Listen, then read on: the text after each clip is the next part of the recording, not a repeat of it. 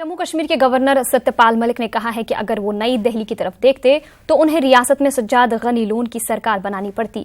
एक तकरीब के दौरान खिताब करते हुए मलिक ने कहा कि वो तारीख में बतौर बेईमान शख्स अपनी पहचान नहीं बनाना चाहते थे। वाज़ेह रहे कि एनसी, पीडीपी और कांग्रेस की जानिब से हुकूमत साजी का दावा पेश करने के बाद पीपुल्स कॉन्फ्रेंस के सरबराह सज्जाद लोन ने भी बीजेपी की हिमायत से हुकूमत साजी का दावा पेश किया था। ताहम गवर्नर ने असेंबली को ही तहलील कर दिया था। फिर एक बार क्लियर कर दूं कि दिल्ली की तरफ देखता तो लोन की सरकार मुझको बनाना पड़ती और मैं इतिहास में एक बेईमान आदमी के तौर पे जाता। लिहाजा मैंने उस मामले को ही खत्म कर दिया। आप जो गाली देंगे देंगे, लेकिन मैं कन्विंस्ड हूं कि मैंने ठीक काम किया। तो इस खबर पर मजीद बातचीत के लिए हमारे साथ हमारे नुमाइंदे शैलेंद्र वांगू हमारे साथ जुड़ चुके हैं। शैलेंद्र, गवर्नर सत्यपाल मलिक ने एक और बयान दिया है कि वो नई दिल्ली की तरफ देखते तो उन्हें रियासत में सज्जाद गनी लोन की हुकूमत बनानी पड़ती। क्या मतलब था उनका इस बयान से? देखिए, आपको बताना चाहूंगा कि सबसे पहले जो ये बयान चलाया जा रहा है टीवी चैनल्स पे और खासतौर से जो वायरल वीडियो भी चल रहा है वो एक स्पीच का है जो कि राज्यपाल सत्यपाल मलिक ने ग्वालियर में एक प्राइवेट यूनिवर्सिटी में ये जाके उन्होंने एड्रेस किया था। लेकिन अगर इस पूरी स्पीच को अगर सुना जाए तो उन्होंने सिर्फ ये बात नहीं की थी, उन्होंने तमाम और पहलुओं पर भी जिक्र किया था, जिसे उन्होंने कहा है कि कोई भी गवर्नर की ये ड्यूटी नहीं है कि वो ईद के दिन शाम 7 से 8 बजे के बीच में फैक्स मशीन के पास बैठकर महबूबा मुफ्ती की चिट्ठी का इंतजार करे। तो ऐसे में उन्होंने ये भी साफ किया है कि ना महबूबा मुफ्ती के पास भी नंबर थे, ना ही सज्जाद लोन के पास। और इसी स्पीच में उन्होंने इस बात का भी जिक्र किया कि अगर वो दिल्ली की तरफ देखते तो शायद उनको सज्जाद लोन की सरकार बनानी पड़ती, लेकिन वो ये बात मानते थे कि नंबर किसी के पास नहीं है और अगर वो किसी को भी सरकार बनाने का मौका देते हैं तो वहां पर भ्रष्टाचार पहले से ही है। तो ऐसे में पैसे के जोर पर वहां पर सरकार बनाई जा सकती है, तोड़ फोड़ हो सकती है। इसलिए चलिए शैलेंद्र, आपको रोकना चाहेंगे। इस वक्त हमारे साथ रियासत के गवर्नर सत्यपाल मलिक हमारे साथ जुड़ चुके हैं। मलिक साहब, आपका इस्तकबाल करते न्यूज 18 में। आपसे जानना चाहेंगे कि आपने जो बयान दिया है अभी रिसेंटली, इसको मुख्तलिफ तरीकों से देखा जा रहा है, आपके बयान को आप क्या कहना चाहेंगे? देखिए, मैंने कहावत है कि मूर्ख आदमी को अगर चांद दिखाएंगे तो चांद नहीं देखेगा, उंगली देखने लगेगा।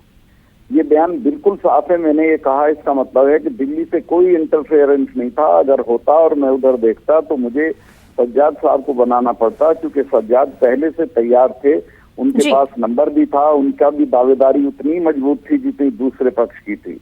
लेकिन शोर उन्हीं का मच रहा, उसका नहीं मच रहा है। तो मेरा कहने का कुल मतलब था कि दिल्ली से किसी तरह का किसी स्टेज पे कोई मेरे ऊपर दबाव नहीं था।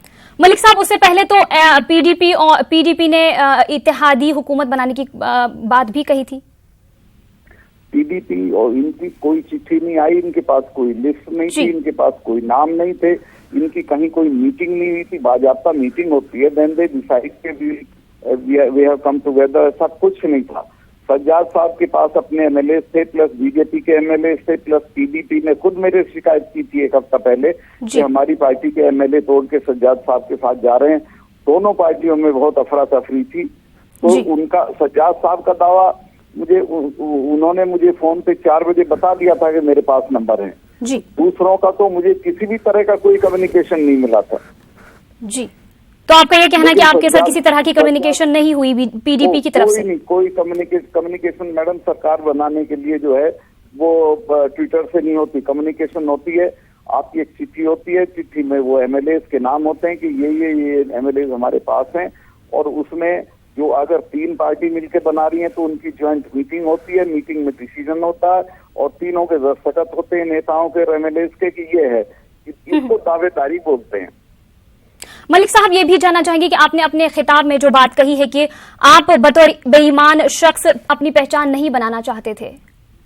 बिल्कुल, अगर मैं बिना लिस्ट के, बिना सज्जाद साहब के बिना ये वेरीफाई किए कि उनके पास मेजोरिटी है, उनकी ओथ कराता तो मैं बेईमान माना जाता। इसलिए मैंने नहीं कराई, इसीलिए मैंने दूसरों की भी नहीं कराई, किसी को मेजोरिटी थी नहीं किसी के पास भी, सब फ्लोटिंग एमएलए थे।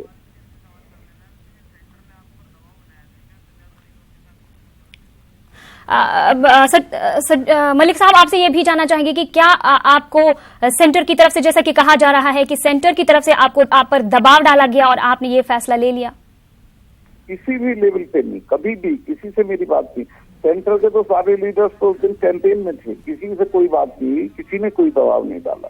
It was my own decision in the light of Jammu Kashmir constitution, which allows me to do it without taking consent of anybody from Delhi, whether that is President of India or the Parliament. चलिए, बहुत बहुत शुक्रिया आपका हमारे साथ जुड़ने के लिए।